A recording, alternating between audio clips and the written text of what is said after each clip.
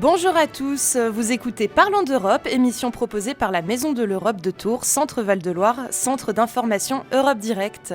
Alors vous ne me connaissez pas, je me présente très rapidement, je suis Mathilde Pelard, volontaire en service civique à la Maison de l'Europe de Tours, où j'ai principalement des missions de communication, il s'agit donc de ma toute première émission. Alors aujourd'hui, nous allons parler de la Croatie et plus précisément de la Croatie et de son rapport à l'Europe. Donc j'ai la chance d'avoir avec moi Daniela Rako, ma collègue croate en service volontaire européen qui travaille également à la Maison de l'Europe. Eh bien, rebonjour Daniela. Bonjour, bonjour à tous. Alors Daniela, est-ce que tu peux nous présenter les points que tu juges importants à savoir sur la Croatie ? Bien sûr. Donc la Croatie est un petit pays du sud-est de l'Europe qui a 4,5 millions d'habitants. C'est une des anciennes républiques de la République fédérale socialiste de Yougoslavie. Elle a proclamé son indépendance le 25 juin 1991.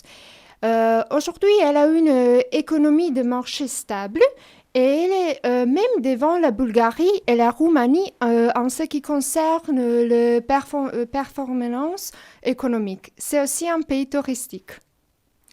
D'accord, merci Daniela. Alors, est-ce que maintenant, tu peux nous expliquer comment se sont déroulées les négociations avec l'Union européenne ? Bien sûr.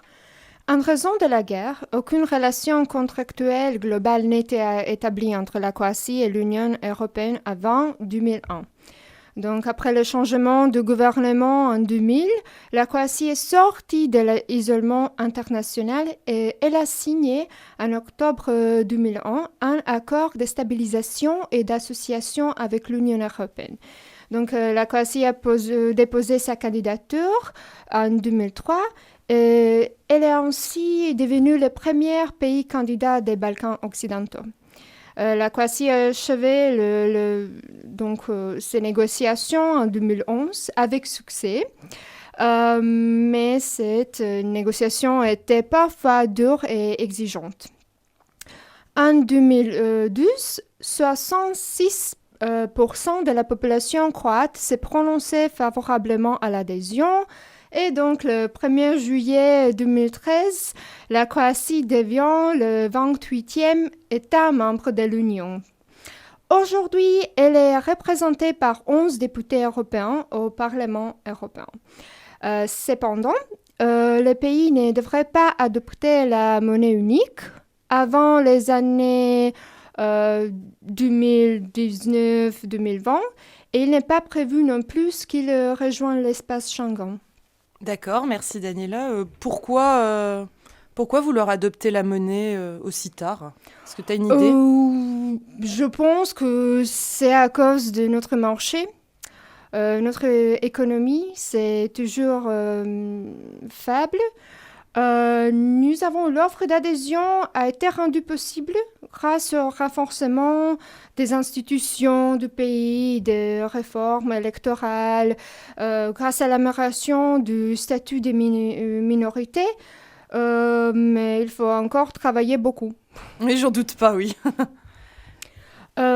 Il faut dire aussi que les négociations ont porté essentiellement sur le domaine de l'environnement, la libre circulation des marchandises, des travailleurs, la justice, la fiscalité, les libertés et les droits fondamentaux, et aussi que la préparation dans l'Union européenne a encouragé la protection de l'environnement, qui était un aspect très très négatif au début des négociations.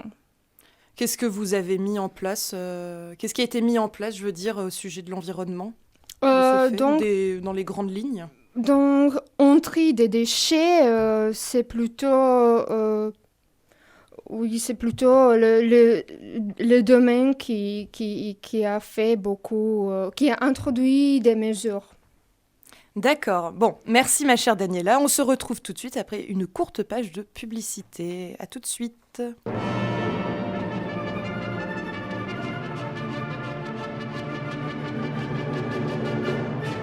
Grand Angle, c'est chaque semaine un sujet de société débattu sur RCF. Christophe Héningue, entouré d'experts, d'invités ou de témoins, élargit votre champ de vision sur les grandes questions actuelles et le monde d'aujourd'hui. Grand Angle, une coproduction RCF Bayard Presse, ce mercredi à 23h. RCF dans le Chinonais, 103.8. Vous écoutez Parlons d'Europe, émission proposée par la Maison de l'Europe de Tours, Centre Val-de-Loire, Centre d'information Europe Direct. Donc j'ai avec moi aujourd'hui Daniela Racco qui nous parle de la Croatie. Alors parlons à présent plus précisément de la Croatie et de l'Europe.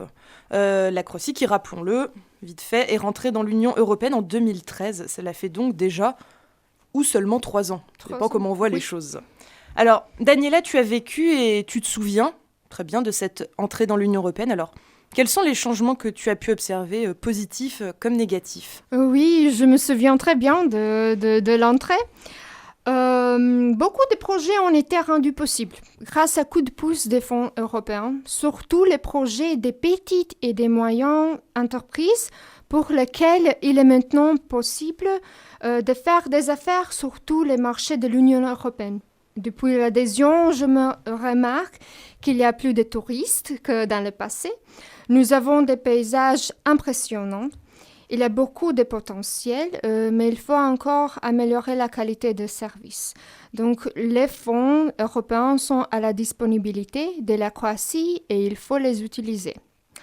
Certains n'étaient pas très contents avec l'introduction de réglementations européennes parce que cela a signifié qu'il fallait rejeter les anciennes pratiques. Je dois dire que malheureusement, malgré tous les efforts qui étaient faits, il y a toujours de la corruption et du népotisme. Il faut y mettre un terme en changeant la mentalité. Et le taux de chômage est très élevé, surtout parmi les jeunes. 1 sur 2 se trouve sans emploi après ses études. Ça pose des défis pour la Croatie parce que les gens quittent son pays pour chercher de meilleures conditions de travail et pour être mieux payés. Ils sont tentés par l'exode. On peut dire que c'est comme une fuite des cerveaux.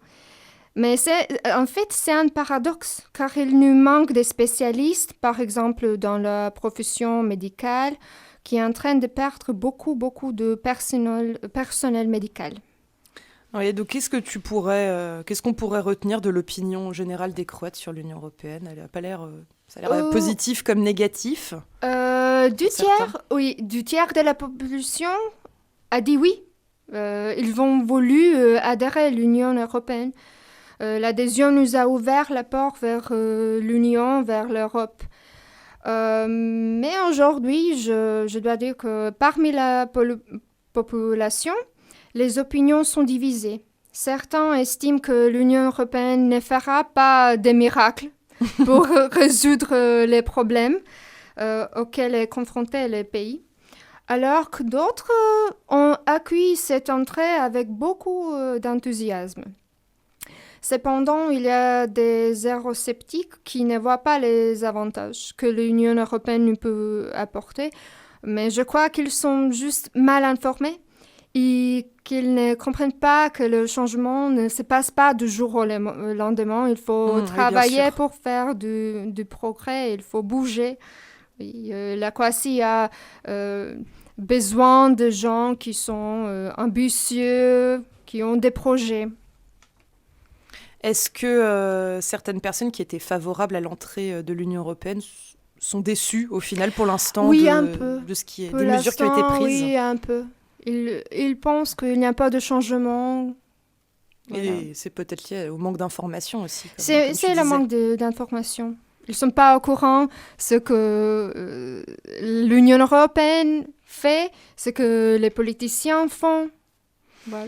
Ouais, il y a un travail probablement beaucoup de travail à faire là-dessus. Oui. Alors, toi, plus personnellement, Daniela, est-ce que tu trouves que l'entrée de la Croatie dans l'Union européenne te permet d'avoir plus d'opportunités, notamment professionnelles ?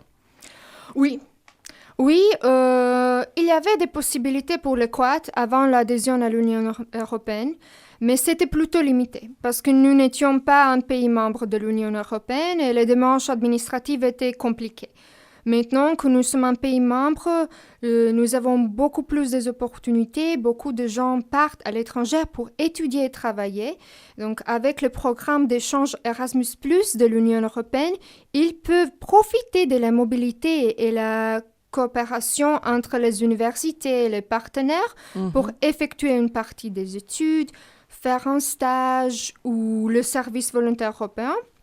Moi, personnellement, je profitais du SVE pour s'engager dans un autre pays et pour vivre à l'étranger. Il faut dire qu'il y a aussi des jeunes qui viennent en Croatie. Et aujourd'hui, c'est plus facile de voyager et de s'installer dans un pays membre de l'Union européenne. Oui, c'est vrai, je suis plutôt d'accord avec toi.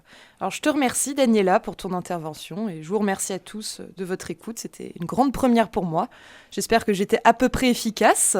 Donc, c'était Parlons d'Europe, émission proposée par la Maison de l'Europe de Tours, Centre-Val de Loire, centre d'information Eurodirect. Vous pouvez retrouver nos émissions en podcast sur le site de RCF Touraine ou sur notre site internet www.maisoneuropetour.fr. À très bientôt pour une nouvelle émission avec moi peut-être, qui sait. Au revoir, merci. Au revoir.